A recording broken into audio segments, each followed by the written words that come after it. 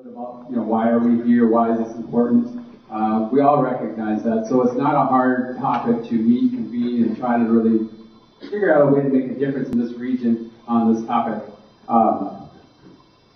As we said, the strong broadband infrastructure is key to the economic success of this region. And as the report that many of you have in front of you indicated, this region is lacking in broadband. And I don't have to tell you that. A lot of you are personally experiencing that.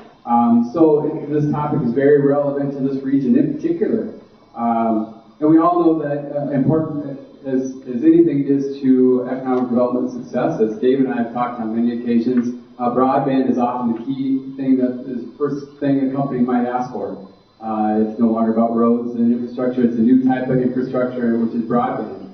And this area really needs to work on that. So that's what this task force is all about, and that's our subcommittee is working very hard on that.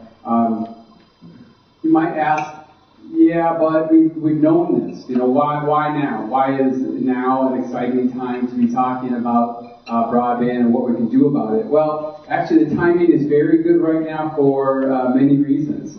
Specifically, we've illustrated some on the slide here.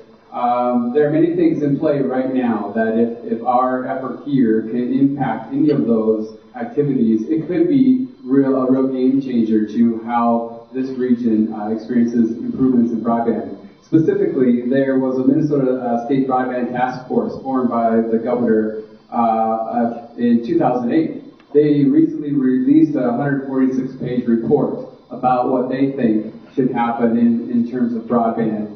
But that's really an introduction, a teeing up of this issue. So it's a nice place, a nice time to start weighing in on this topic in regards to the fact that that report was just released. You also have a lot of work at Blanding. Of course, they've been doing work on broadband and talking about broadband needs for some time, but they have several new initiatives going on right now as well.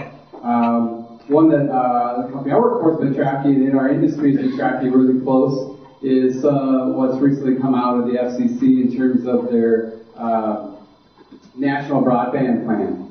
Now, ironically, the National Broadband Plan is 376 pages.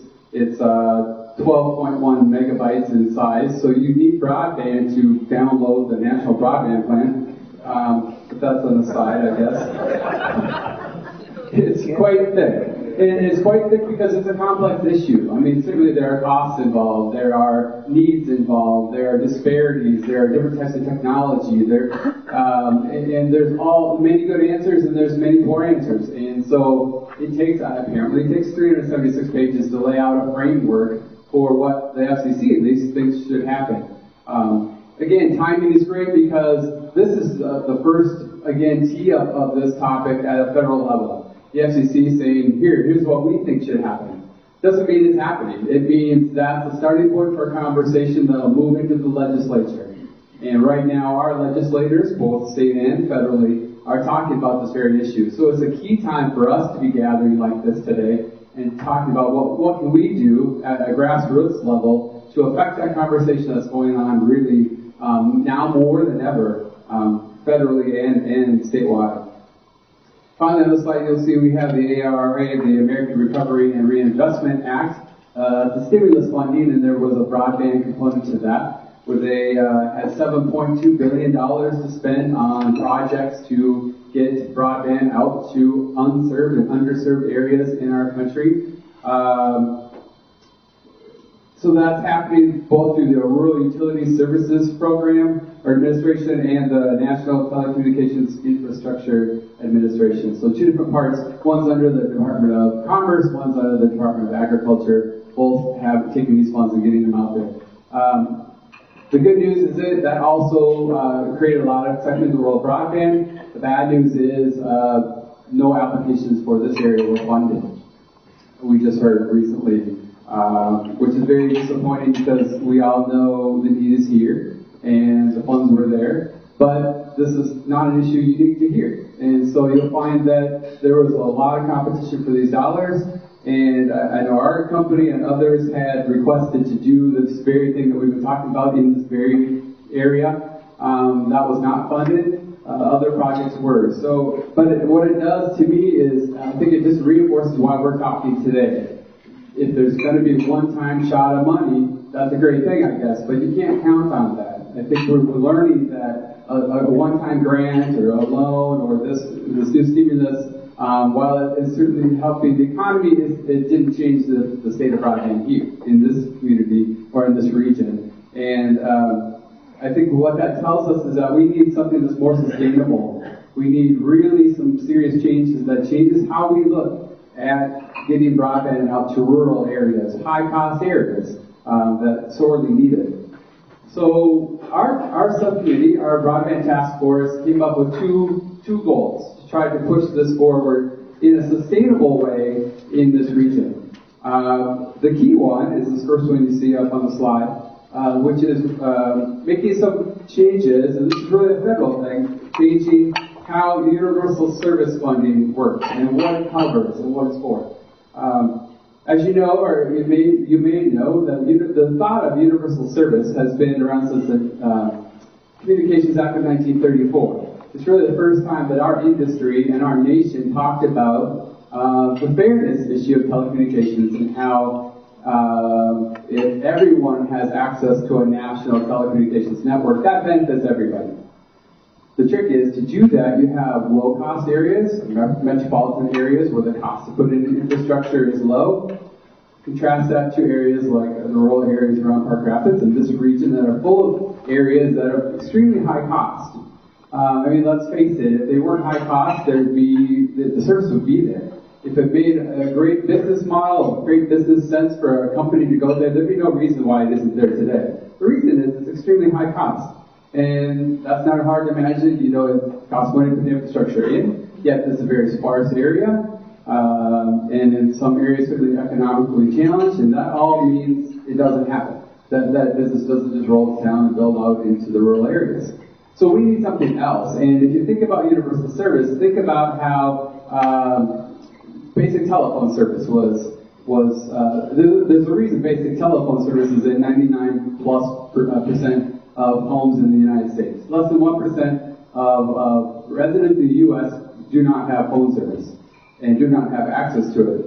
And you can contrast that to 40% or so, and the statistics vary, I guess, by what study, but simply about 40% of American households don't have access to effective broadband. Well, we think that the solution will be to look at universal service as not just what's needed to get everybody phone service. That was great, it was important, but it's not good enough now.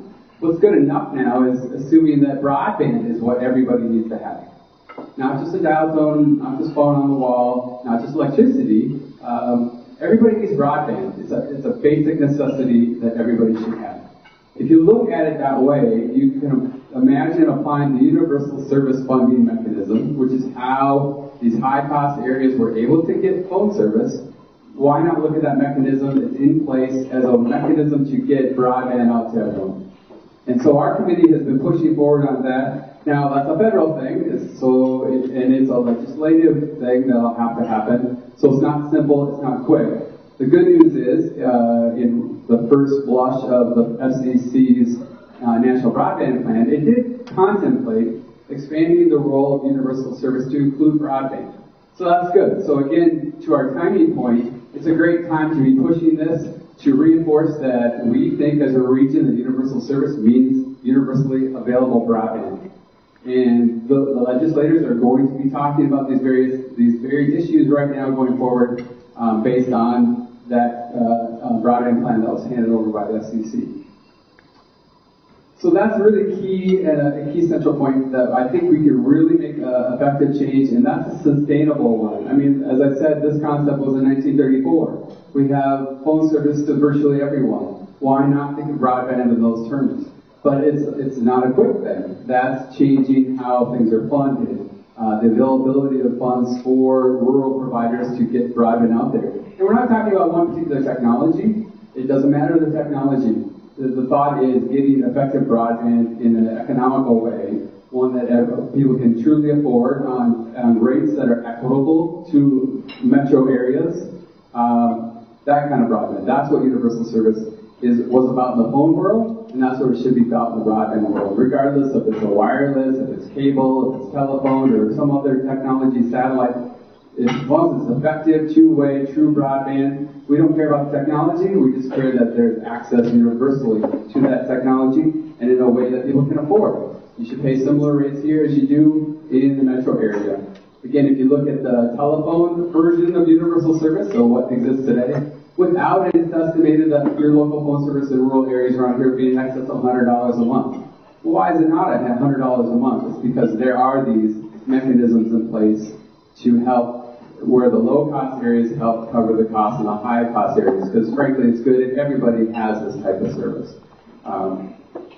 So that's where we're headed as a subcommittee. Is really effective. Our first goal is to make some real changes in USF. We did send a letter to the FCC weighing in on their broadband plan as a group.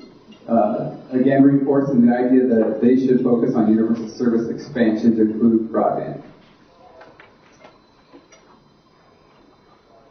Now, recognizing that that's more of a regulatory legislative effort, we do have a sort of a tangible benchmark as our second goal, and that is really to look at the communities of 500 or more. We have estimated that, in our estimation, we should see service of 20 and 10. And the 20 and 10 there is speeds 20 megabits per second going to you and 10 megabits per second going out. And you really don't have to be too caught up in megabits and megabytes and bits and bytes and terabytes and all that stuff. That's not really the point here. The point is it's exponentially faster than what we have today, and is what businesses today are telling us that they need as a baseline to be able to conduct their business at their location. So we have set out as a goal in 5 years to get all communities of 500 or more this type of speed access. Additionally, we have not forgot the residents that are in between those cities of 500, where often the trouble really is, the lack of service often is. And we have set out as goals 10 megabits per second download, 5 megabits per second upload to everyone over that same period of time.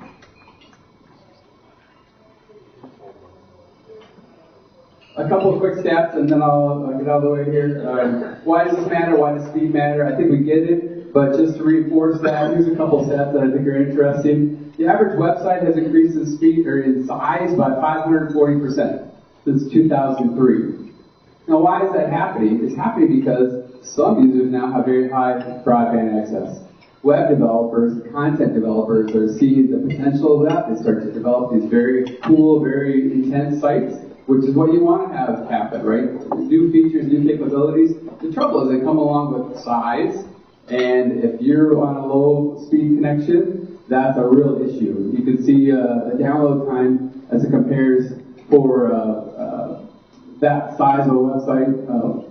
The download time for a dial connection is 1 minute, 12 seconds, versus even with just a 2 meg connection, you're less than 1 second. So speed really does matter, and it just doesn't matter because you get tired of waiting for Google to come up. I mean, it's more about what can a business do? What can I effectively transmit back and forth? And the reason we say download and upload is because download's great. I mean, if you want to view a website, they're sending information to you, right? And the faster the better. But upload is where you're sending information back out via your internet connection to other people. That's key for business, as you might guess. So it can't just be about download, which is often what you hear, and some technologies are more susceptible to having very fast download but very slow upload. We think it's important that for a business environment, you have fast upload as well. So that's why we set both benchmarks.